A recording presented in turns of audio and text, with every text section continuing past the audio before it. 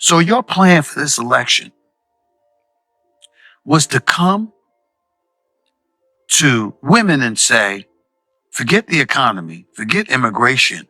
Roe v. Wade was overturned. It's now a states' right issue as opposed to a federal issue. You thought that was going to be enough? You thought it was going to be enough for you to look at black men and say to black men, you're misogynistic and chauvinistic, and that's the reason why you're not voting for Kamala Harris?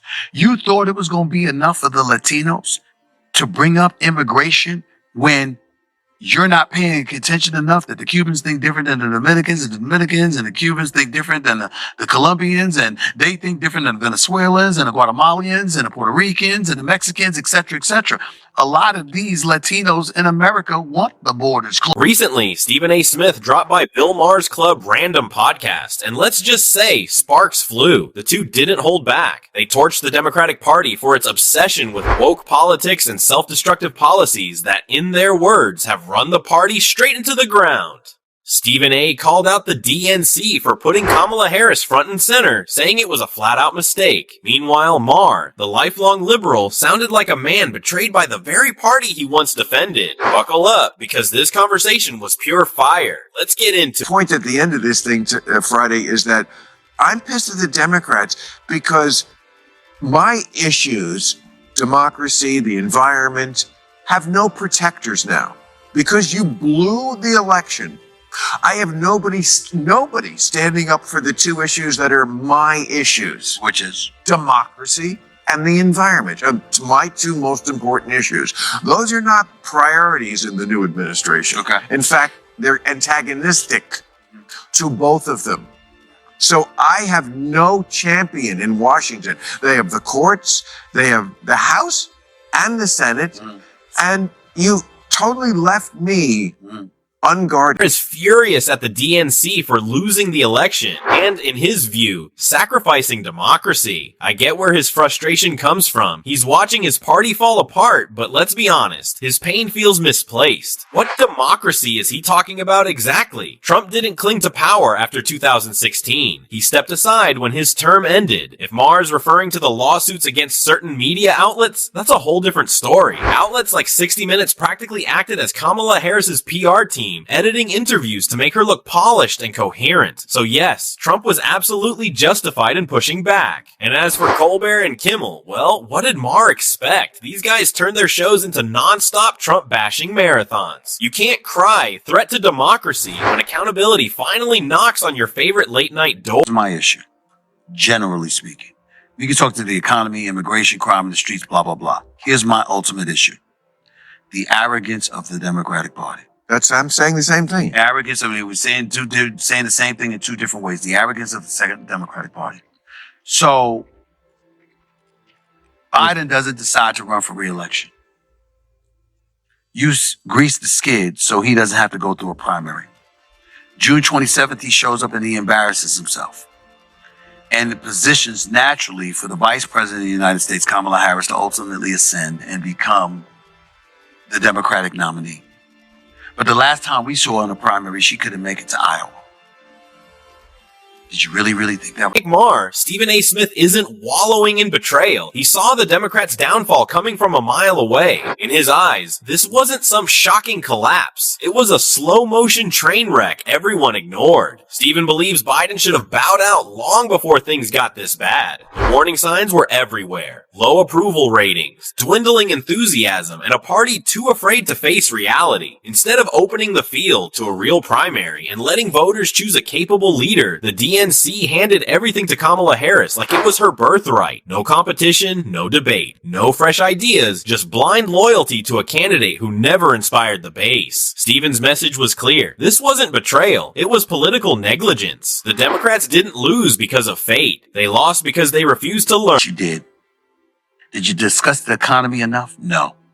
You could have discussed the border because unlike Obama, who was quote unquote the deporter in chiefs, according to the Republicans, because he deported more immigrants than Trump did. According to not just Republicans, but Democrats. There were Democrats who called him that. He deported more immigrants than Trump. which means he just didn't talk about it, but he Stephen A. Smith didn't stop there. He went straight for another glaring hypocrisy in the DNC's so-called fight for immigrants. He reminded everyone that under Barack Obama, deportations were at an all-time high. Obama understood the national security risks tied to unchecked illegal immigration and acted accordingly. Yet the same Democrats who praised him back then suddenly lost their minds when ICE under Trump started doing the exact same thing, enforcing the law. Stephen pointed out how the left went from protecting borders to abolish ICE overnight, all for political theater. It wasn't about compassion, it was about optics and votes. The hypocrisy, he argued, is stunning. When Obama does it, it's responsible leadership. When Trump does it, it's cruelty. Stephen A. made it clear, the DNC's stance on immigration isn't about morality or safety. It's about power and pretending to care when cameras are walks into office and day one you sign an executive Day order one. that opens the border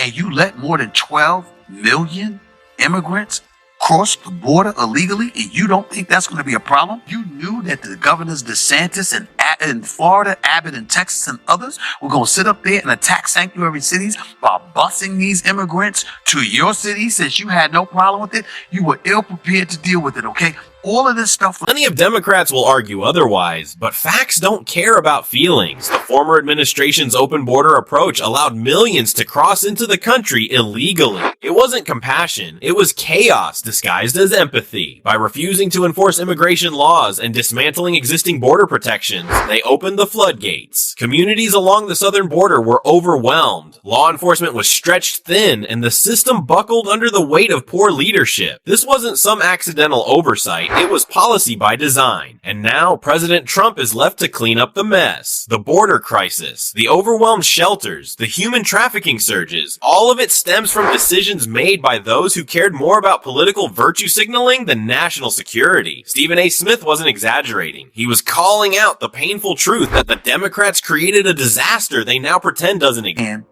so your plan for this election was to come to women and say, forget the economy, forget immigration.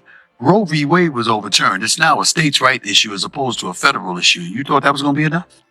You thought it was going to be enough for you to look at black men and say to black men, you're misogynistic and chauvinistic, and that's the reason why you're not voting for Kamala Harris?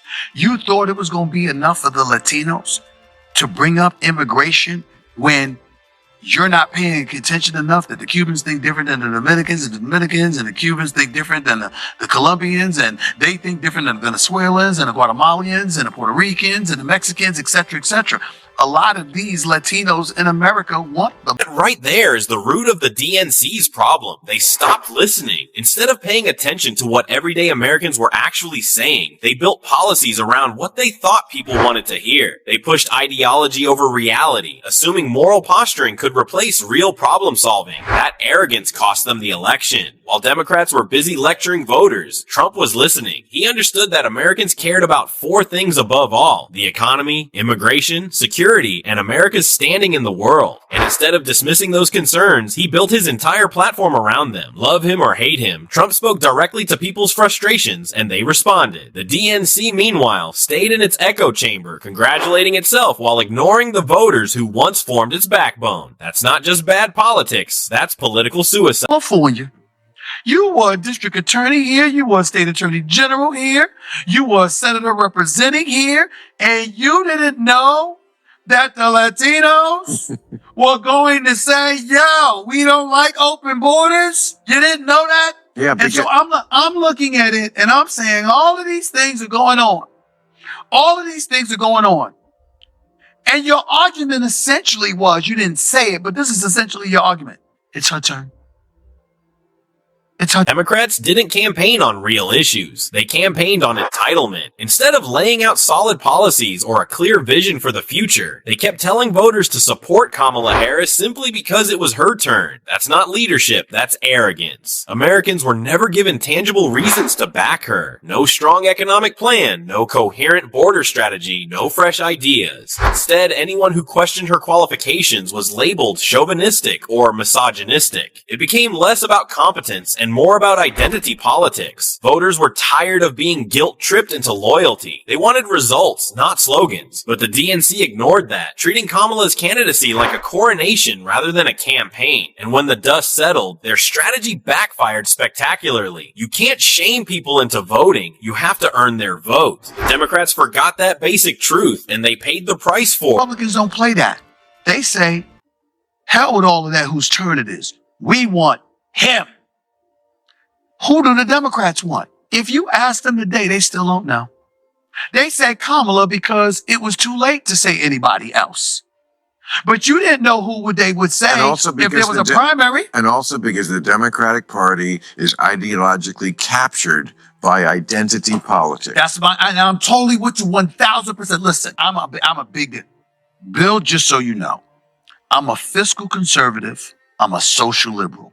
Live and let live, bro. And a freak in the sheet. You know what I'm saying? If you're 50, I do try. give us a call. I do try, no doubt. But here's the deal, man. Listen, I'm a social liberal.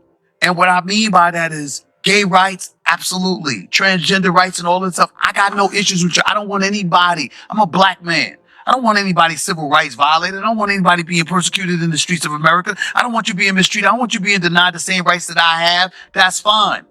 But the Democrats took it too far. Maher and Stephen are absolutely right. The DNC got tangled up in identity politics and took it way too far. Yes, America still faces real issues of racial and social inequality, but the Democrats' approach to fixing them was misguided. Instead of promoting genuine opportunity, they replaced merit with tokenism. Sacrificing competence and qualifications on the altar of DEI was never the solution. When you start removing objective standards like academic tests or professional requirements just to fill diversity quotas, you're not uplifting anyone. You're weakening institutions. America thrives on excellence, not entitlement. And pretending that skin color or gender automatically qualifies someone for leadership roles isn't progress. It's regression. Maher and Stephen called it out plainly. The DNC's obsession with appearances over ability has hurt the very communities they claim to defend. You can't build equality by tearing down merit. Just about their rights. You wanted folks to like and embrace and accept everything. Excuse me. There are some people that, guess what? They might watch prostitution, but they ain't with them. Strippers, but they ain't messing. It's all right. Yup. Do you? But I don't want it in my face. You got people that think like that, and knowing that that's the reality, and knowing that that doesn't even make up 1% of the population, you are caught on tape, if you're Kamala Harris, saying, quote, I'm for transgender operations for prisoners. You didn't think Trump was going to use another major flaw with far-left ideology. It simply doesn't hold up under serious scrutiny. It sounds compassionate on the surface, but when you peel back the layers, the logic crumbles. A functioning society depends on moral standards, boundaries, and shared values that protect and sustain it. Yet the far left keeps pushing those boundaries beyond reason. Take the growing push to let minors undergo irreversible gender-altering surgeries. That's not progress. That's recklessness. Kids are still learning who they are, and exposing them to life-changing medical decisions at such a young age crosses a moral line. There's a difference between empathy and enabling confusion. Stephen and Maher's larger point rings true. When ideology starts replacing common sense, society pays the price. You can't build a healthy nation by ignoring biological reality and calling it justice. Some lines exist for a reason, and this is one of them. This is why I say, I voted for Kamala Harris, but I can't deny that strictly from a campaign perspective, Bill, he was the better candidate because he played to his constituents. In their defense, they had a meeting and they decided that free for murderers was a good slogan. Okay. And where did that get them? Because in the end, when you're trying to pay your bills, but here's the and you got peace in the streets that you're worried about, you're not going for that. Here's the silver lining. You're trying to win. I think the election showed we're much less racially tribal than we thought we were. I mean, Trump is a strange guy to bring together all these different coalitions, but, you know, he won Latino men. 13%. They said it was a 13% jump.